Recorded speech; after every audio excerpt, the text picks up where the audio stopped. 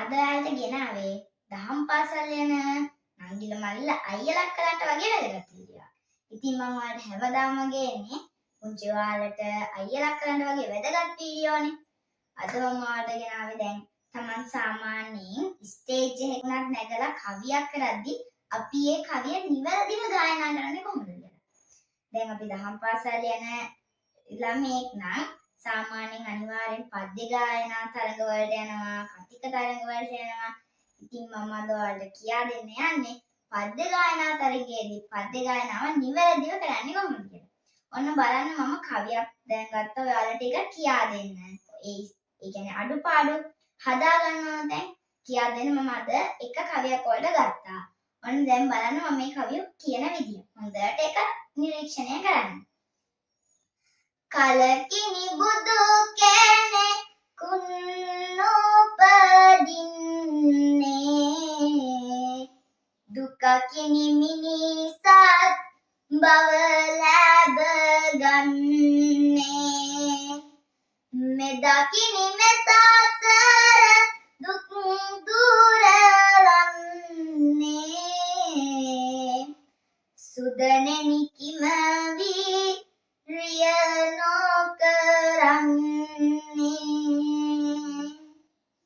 දැන් සමහර ළමයි ඉන්න දැන් මේ අන්තිම පදේම ටක් ගාලා කියලා ඉවර කරනවා. එතකොට දැන් බලන් ඉන්න කෙනෙකුට උනත් හිතෙන්නේ නැහැ මේකට ලකුණක්වත් දෙන්න. අඩුම ගානේ මෙයා ඒ කියන්නේ මෙයාට හරියට මේක කරන්න බෑ කියලා හිතන මට්ටම තමයි එහෙම වෙන්නේ. දැන් අන්තිමට අපි කියනවානේ සුදනෙනි කිමවි රිය නොකරන්නේ ටක් ගාලා එතන ඉක්මනට මෙවර කළා දැම්මොත් ඒක එච්චර කියන්නේ මිනිස්සු ඒක දිහා බලන්නේ නැහැ. පද්‍ය ගායනා තරඟයකට ගියත් ඉක්මනට ලකුණු කැපිලා යනවා. ඒක අන්තිමට දැන් කියලා අnder රේඩියෝ එකක් අඩු කරනවා වගේ අඩු වෙලා යනවා. දැන් මේ වෙන තාලයක්. දැන් සිරිත් මල්දම් පොතේ කවි එහෙම ගත්තොත් එහෙම ඒවට වෙනම තාල තියෙනවා. මම අද ඔයාලට මේ තාල තමයි කියා දෙන්න හිතුවේ. දැන් අපි මුලින්ම කියන්නේ කලකිනි. ඒක අපි කලකිනි උඩින් ඉඳන් ඒ කියන්නේ පල්ලෙහා ඉඳන් උඩට කලකිනි අන කලකිනි බුදු කෙනෙකුන් නොපදින්නේ කලකිනි කියන්නේ හුස්ම ගන්න කලකිනි එහෙම කියලා තමයි ඊළඟ කැල පටන් ගන්න. දැන් ඊට පස්සේ දැන් අපි කියනනේ මේක දැන් ඇදෙනවනේ ඒ කැල තග්ගාන් කියලා පටන් ගන්නවා. එතන හුස්මක් ගත්තොත් එහෙම මෙතන තාලෙ එන්නේ නැහැ. අන්තිමට දැන් අපි අදිනවනේ නේ හරියට උඩට යනවා පහළට එනවා. උඩට යනවා පහළට එනවා. ඒක අන්නේ කඩේටත් මෙහෙම යනවා වගේ තමයි ඒක යන්නේ. ඔන්න බලන්න. කලකිනි බුදු කෙනෙකුන් නොපදින්නේ. දැන් අපි දෙවෙනි පදෙත් ඒ විදිහට චුට්ටක් සවුන්ඩ් එක අඩු කරලා කියගෙන යනවා. දැන් අපි තුන්වෙනි පදේ තියෙනවද? දැන් තුන්වෙනි පදේ කියනකොට හයියෙන් කියන්න ඕන. ඔන්න බලන්න. කලකිනි බුදු කෙනෙකුන් නොපදින්නේ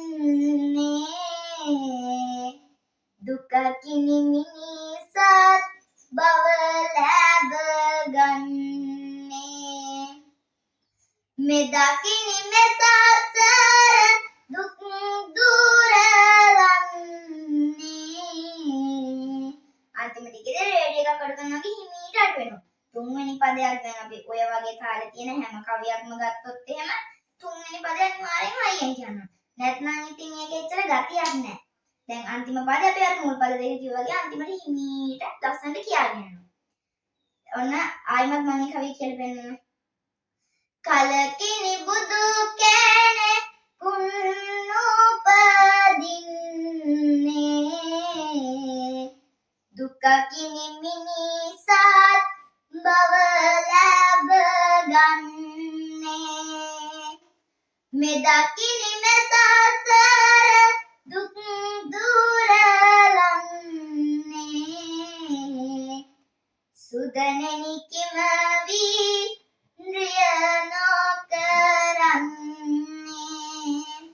දැන් හැඟුම් බයර් නම් අපි එක දුක හිතන විදිහට කියනවා. තව තියෙනවා ගොඩාක් ඇදලා කියන කවිය.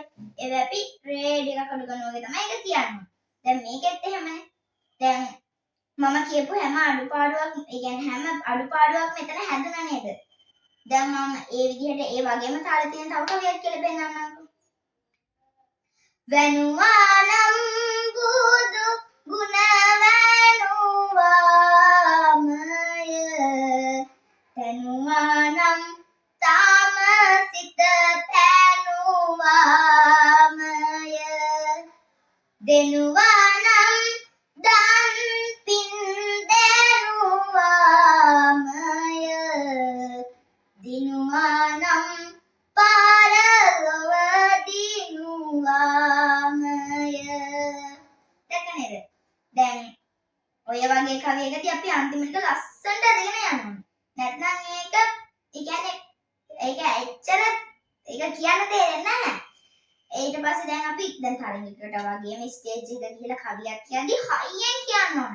මේ මේක කලකින් බුදුම කියලා වැඩක් නැහැ. හයියෙන් කියද්දම මේක තාලෙත් එක්ක එන්නේ. දැන් මම කියපු අඩුපාඩු ටික ඔයාලා හදාගෙන කරලා බලන්නකෝ ස්ටේජ් එක වගේ කවියක් පද්‍ය ගායනාවක් කරලා බලන්නකෝ මම කියපු අඩුපාඩු ටික බලන්න. එතකොට කවිය කොච්චරනම් ලස්සනද කියලා. ඉතින් මම හිතනවා ඔයාලා මේ වීඩියෝ එක බැලුවා නම් ඔයාලගේ මේ ඉස්සරහට කරන කවි ලස්සන වෙයි කියලා මම හිතනවා. ඉතින් මේ වගේම තවත් අලුත් වීඩියෝ එකක් අරගෙන මම තවත් දවස් දෙකකින් එන්නම්. එහෙනම් ඔයාලා හැමෝටම සම්මා සම්බුදු සරණයි. මම ගිහින් එන්නම්. බයි බයි.